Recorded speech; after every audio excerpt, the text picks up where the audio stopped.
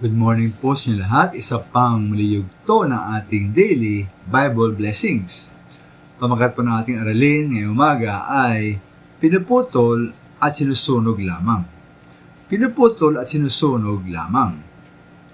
Meron pong dalawang uring tao na dapat tayong magkaroon ng concern o pag-aalala at pagkabahala bilang mga Kristiyano ukol po sa kanilang kalagayang espiritual. Una po, siyempre, ang mga hindi ligtas at wala sa ating Panginoon Hesus. Dahil tiyak po na patungo sila sa impyerno. Ikalawa po, ito ang mga Kristiyanong walang mabuting bunga. Pagay sa mabuting pag-uugali, o mabuting gawa, o mga kaluluwang nadala sa ating Panginoon Hesus. Ito po ang mga Kristiyanong walang pagbabago sa kanilang asal at pag-uugali. Walang kaibahan sa mga niligtas. Mga Kristiyano daw na namumuhay sa kasalanan at bisyo. Sila tumutulong, dahil silang pagtulong sa kanilang kapwa o sa iglesia at gawain ng Panginoon. Walang pakialam sa iba. Sila kahit minsan di nagbahagi ng ebanghelyo sa mga niligtas. At walang kahit isang naakay sa Panginoon Hesus para maligtas. Nakakatawa mga naman, sabi po ni John the Baptist ukol dito. Ukol sa mga taong walang mabuting bunga.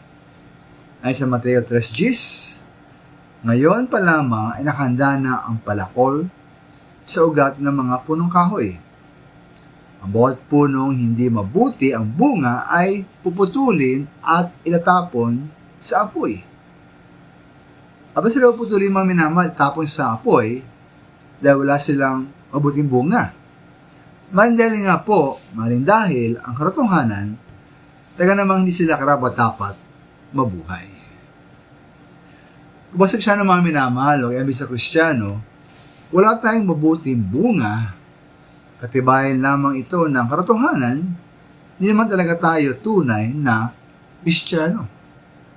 Ay nga sa Santiago 2:14, walang mapala ang tao, sabihin man niya na siya ay may pananampalataya, kundi naman ito pinatutunayan sa gawa.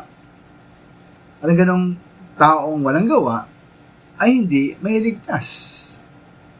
Hindi dahil kailangan siya gumawa para maligtas, kundi ang paggawa po ay katibayan na tayo nga po ay tunay na ligtas. Kaya manal, nawa po lagi tayong gumawa, at lagi tayong mamunga, at yung patunayan na tayo po mga tunay na Kristiyano. Maraming salamat.